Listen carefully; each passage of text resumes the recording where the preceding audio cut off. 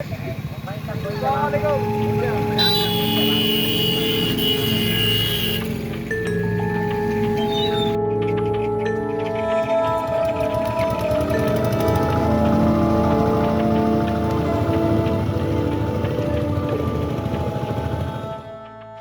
हो रही बारिश और नेपाल में आए जल प्रलय के कारण कटिहार जिले में भी गंगा और महानंदा ने असर दिखाना शुरू कर दिया है।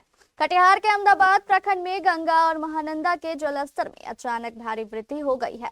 लोग इसका कारण मूसलाधार बारिश के अलावा नेपाल में चल रहे जल प्रलय को बता रहे हैं। हमारे अहमदाबाद संवाददाता इम्तियाज ने बताया कि मैदानी इलाकों में बाढ़ का पानी पूरी तरह भर चुका है और धीरे धीरे ये गाँव की ओर बढ़ता जा रहा है। अचानक आई इस बाढ़ से अहमदाबाद के कई इलाके बुरी तरह प्रभावित हो रहे हैं, जिनमें दक्षिणी करीमुल्लापुर पंचायत और दुर्गापुर पंचायत शामिल है। चलिए लिए चलते हैं हमारे अहमदाबाद संवाददाता इम्तियाज के पास।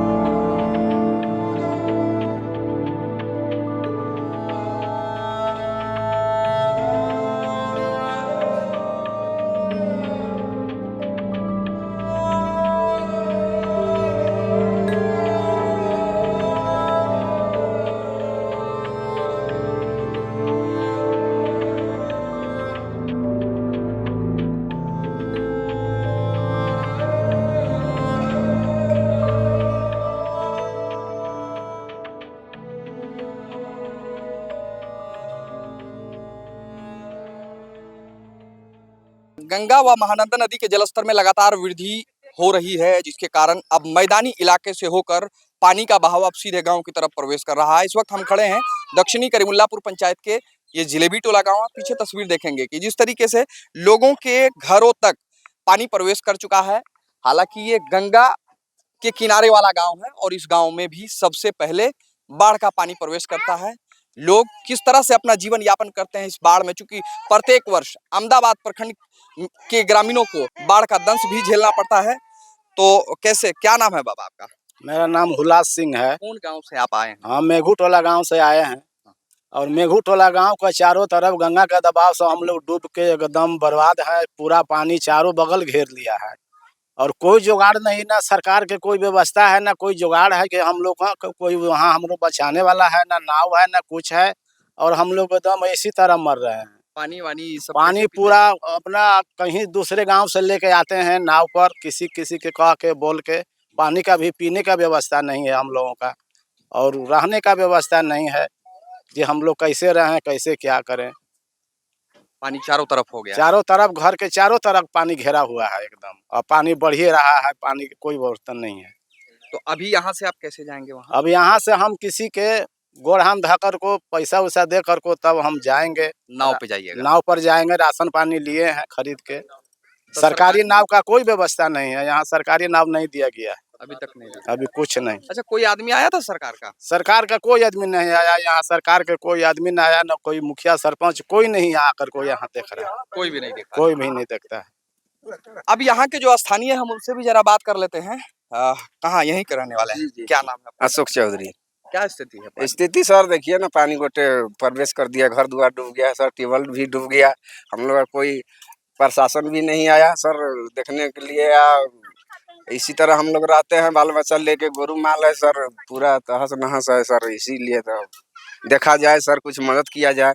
यही मदद तो के लिए कोई अधिकारी? कोई अधिकारी नहीं सर, कोई नहीं आया? कोई नहीं। कैसे रहते हैं बाबा, क्या करते हैं आप? काम क्या करते हैं? काम कौन करे, रोड भरते हैं। वैसे ही घूमते हैं? हाँ। मजदूरी वगैरह भी करते हैं? ना, कुछ नहीं। हाँ। क्या स्थिति है पानी का? पानी की स्थिति खराब है। घर में पानी हो गया तो रोड भरते हैं बस? हाँ। हर साल पानी आता है? पानी तो आता है बाकी अब इस साल आ गया। इस बार भी आ गया। ये इस गांव से होकर वो दूसरे गांव की ओर जाएंगे।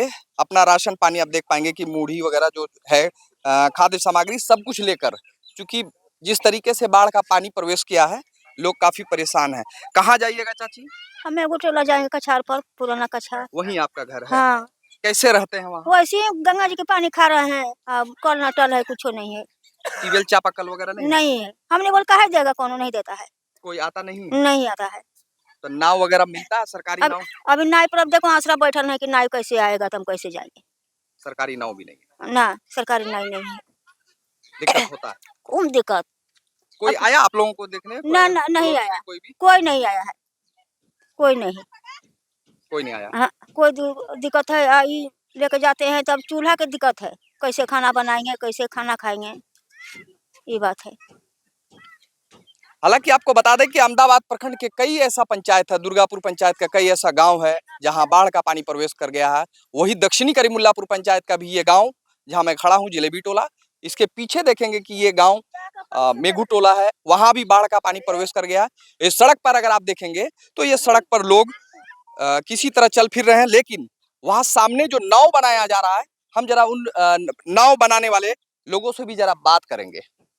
जिस तरीके से बाढ़ का पानी बढ़ रहा है, कई जगह सड़क संपर्क भी टूटा है, लेकिन इसी बीच जो इस बाढ़ के समय में लाइफलाइन कहा जाने वाला ये नाव तैयार किया जाता है। पीछे आप देखेंगे कि लोग नाव तैयार कर रहे हैं।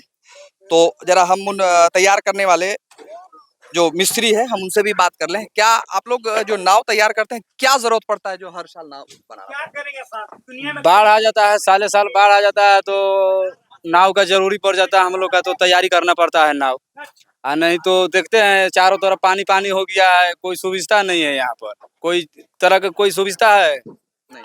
यदि इधर से इधर यदि बाल बच्चा यदि रोड से इधर चले जाएगा तो डूब जाएगा, डूब जाएगा। इसका जिम्मेदारी सरकार भी नहीं है।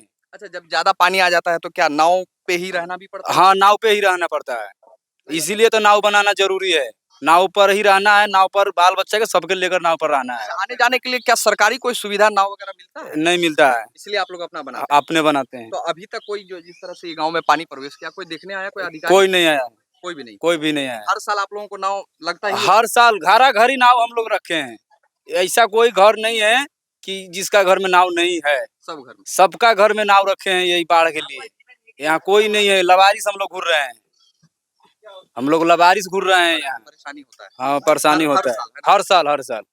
तो जिस तरीके से बताया कि प्रत्येक वर्ष बाढ़ का पानी आता है और हर साल इन्हें नाव का ही सहारा लेना पड़ता है। हालांकि सरकार तो दावे करती है कि सभी गांव के लोगों को एक गांव से दूसरे गांव तक जोड़ने के लिए उन्हें नाव, जो अन्य सामग्री होती है, सारी चीज मुहैया कराई जाती है, लेकिन उसके बावजूद भी ग्रामीणों को अपना सुविधा यानी आवागमन करने के लिए ये लाइफलाइन कहे जाने वाली नाव तैयार करना पड़ता है। यहाँ के गांव के लोगों का मानना है कि इनके घरों में, हर घर में नाव रखना ही पड़ता है। बाढ़ बरसात के समय में कभी इन्हें इसी नाव पर रात भी गुजारनी पड़ती है।